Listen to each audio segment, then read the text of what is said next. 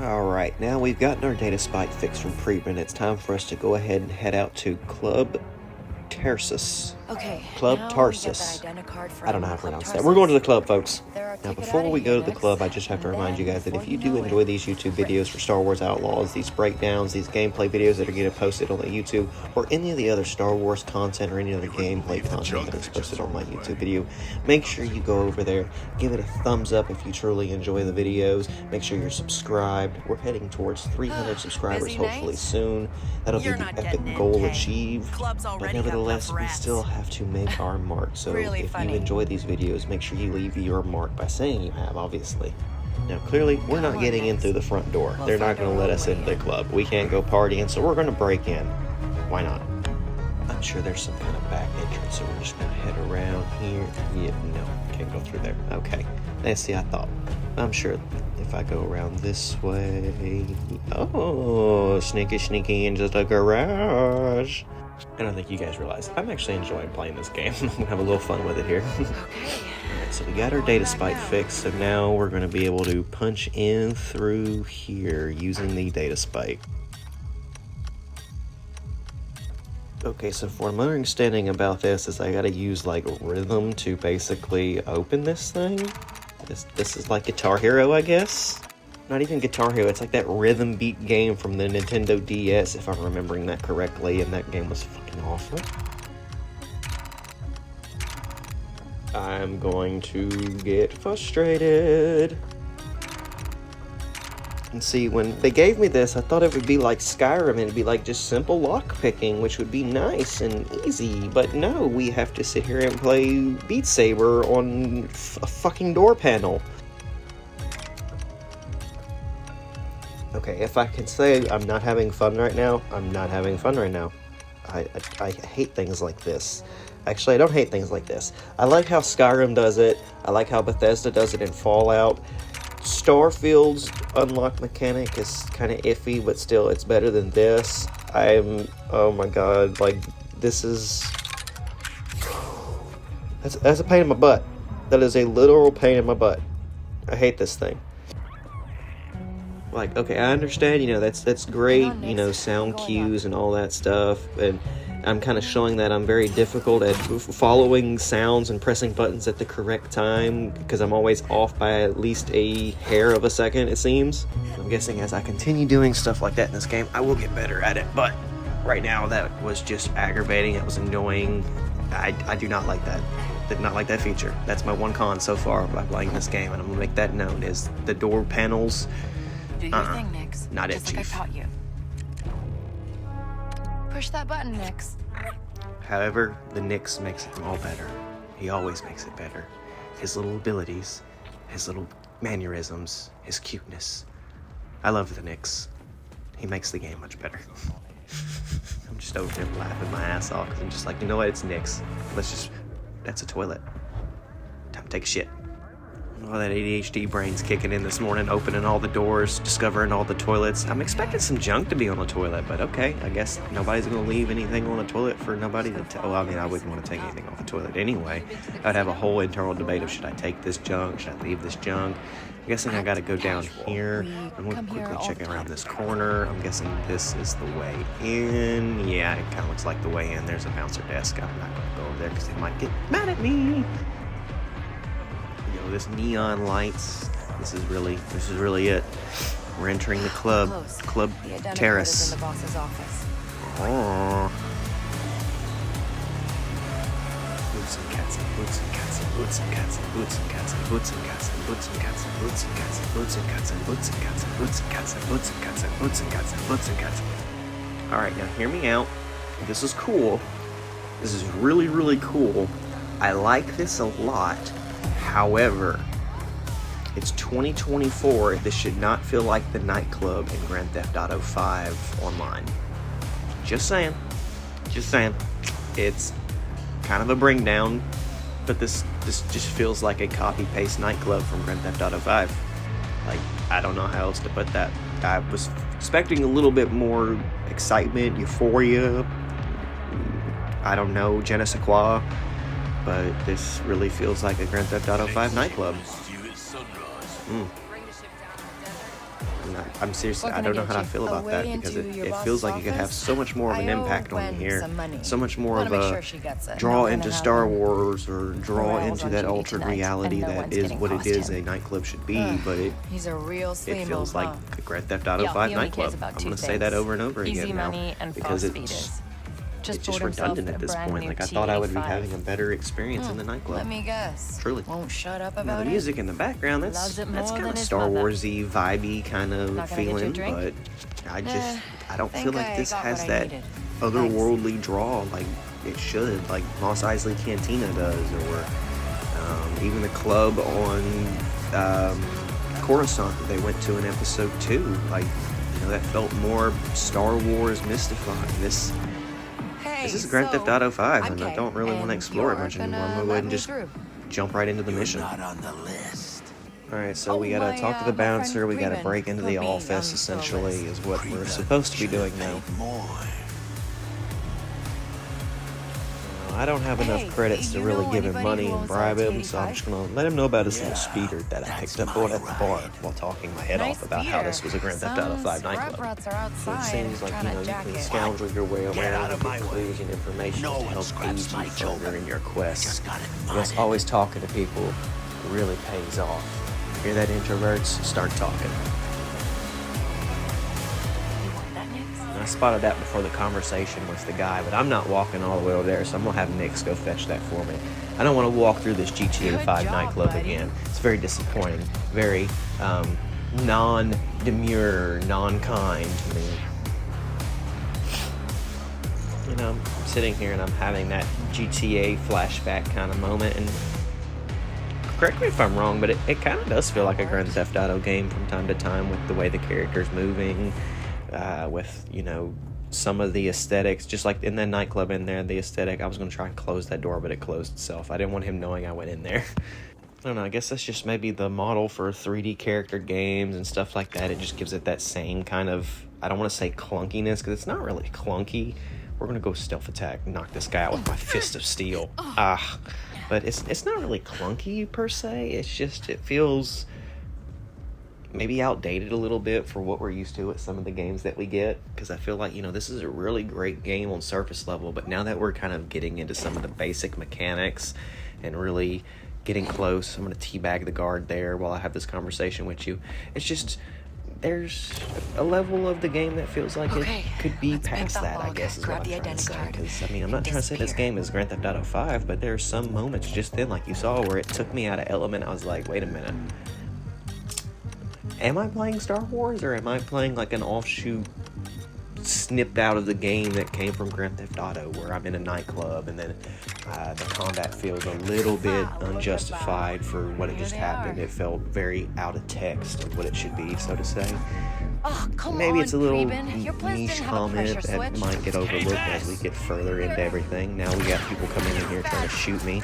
See if I can get some headshots going. I can have Nix attack him. That's cool. I'm gonna shoot him. That's nice.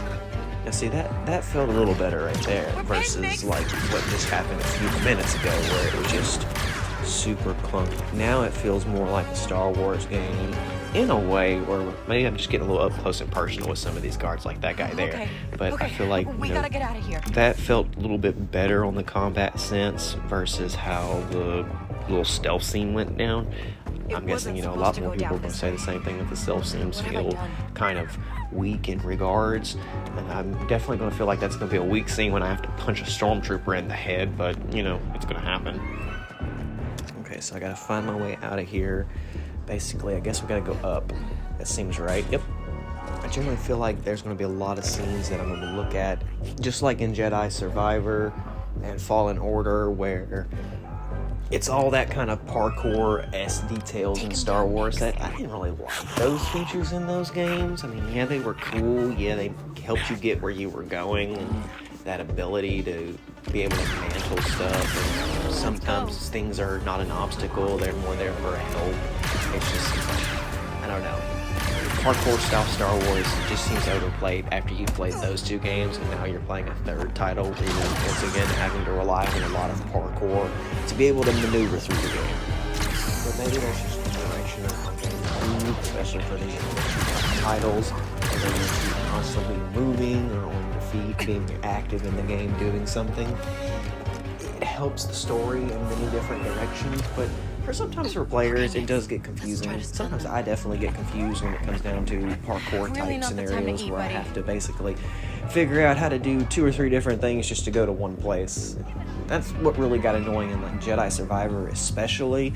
Like Jedi Fallen Order was very singular with the focus on that point, which made it, okay of an easy early entry title.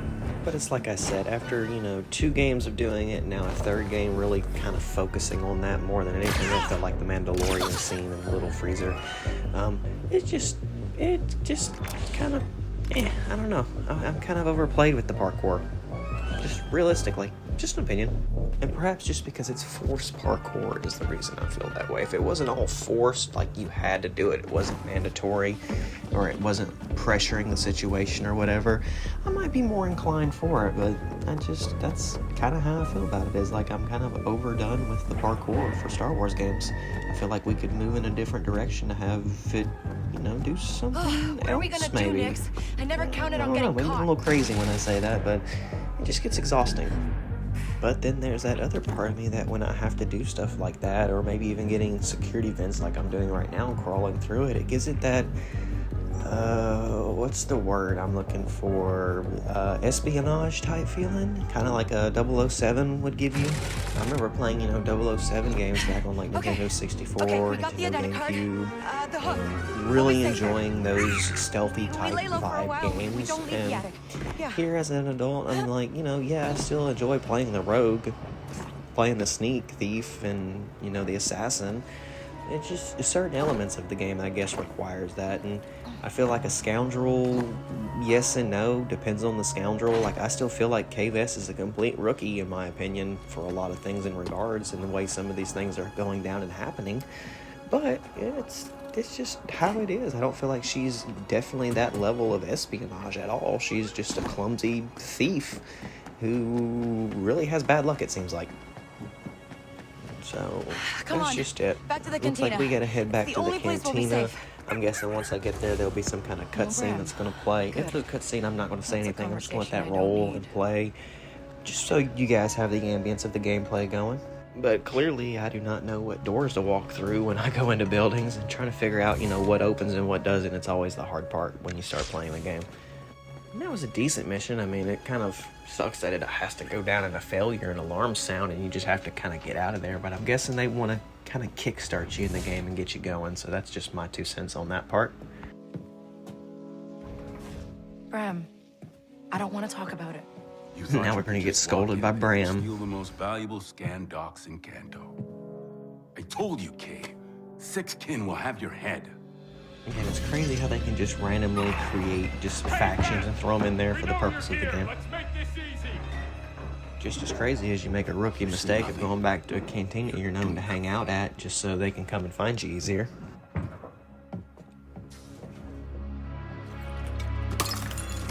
No. Come on. Oh, are we here at the part where I think we're going to be, where, Braum is going to become like Prom? You think I want my Or bar was it blasted Prom like or this? Prof? Prof. Done with It's that. Prof. At least I think it was Prof. I'll help I you think it find was her. Prof. Yeah, the guy from Jedi Fallen Order. Our friend who dies at the very beginning. No. Yeah, is this going to slow happen to us down. Braum? Are we going to lose Braum? Let's go. They just shot Braum in the fucking leg. Bro, let me at him. Let me at him. Braum's okay though. That's cool. All right, that's good. I thought maybe he was about to just drop and be dead for a second there. Shot him in the leg. He'll be fine. Your He gonna leg. walk with It's a gimp, but he nothing. gonna be all right. This is a new crew. I risk. Whatever it takes, you finish this job. Score alone is enough to buy you a damn shuttle-off world. It's what you want, right? Time to go, Kay.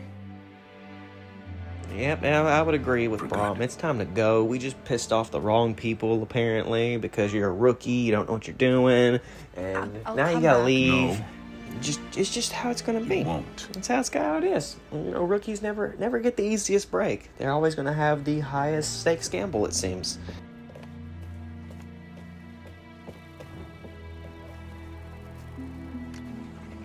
This is where I'm going to have a hard part determining, like, okay, is this all still following the Six skins all same over mission the place. track, or are these Can't let them separate see us missions at mix. this point? Like, I feel like, you know, I could break these down when it goes down to YouTube on many different ways. How am I going to exactly achieve, you know, the different cuts that I want? I'll figure it out as I'm going, of course, and you guys will be there, you know, hopefully loving these videos over on YouTube. But I think once we get away from the cantina, I think that's where I'll make the cut in the video there for the edit. But hopefully you guys are enjoying the Star Wars Outlaws. I know I'm kind of enjoying playing, breaking down, you know, my thoughts with you live as I'm doing this. You know, just kind of getting the idea of, okay, am I enjoying this game? Am I not enjoying this game? Yeah, I am enjoying the game at the very end of the day. Like, it is fun. Yeah, there are a few annoying moments of trying to figure out things like the parkour and everything, of which way you need to go, what's climbable, what's not climbable. And early on in the game, you don't have that sense right away. You figure it out, of course, if you're still new to the game. And eventually, by the end of the game, it's going to feel a whole lot different than the very beginning of what we had going on here. As you can see, I'm kind of trying to stealthily avoid this person on the balcony over here. I feel like they could see me. I know if I was standing there, I would see the lady climbing across the brick chimney up top, going to the top of the roof. But you know what? I'm not going to question these people. They might just be very, very far-sighted or nearsighted. One or the other. Those two always gets me confused. I don't know which what. One you see up close, one you can't see very far away. But whatever. I don't think they can see me, so I'm going to keep going. I have to swing. I suck at swinging. I'm no Tarzan. Let's try that again. Let's not fail. Let's actually be able to swing across a platform correctly like Spider-Man. Oh my god. Really? Really? This is how I'm going to get caught, is because I can't swing across a gap. There we go. Okay. Third time's always the charm.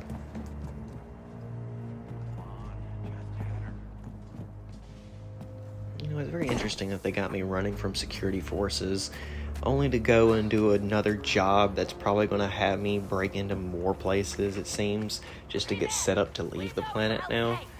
Very interesting kind of direct traction of, okay, yeah, you're here in the game, you're going to go make some money, you fuck up, but then you get thrown another job in your lap, and you're like, okay, well, I guess I can go make my money, but you're wanted, so it makes doing this job a little bit more stressful, I guess.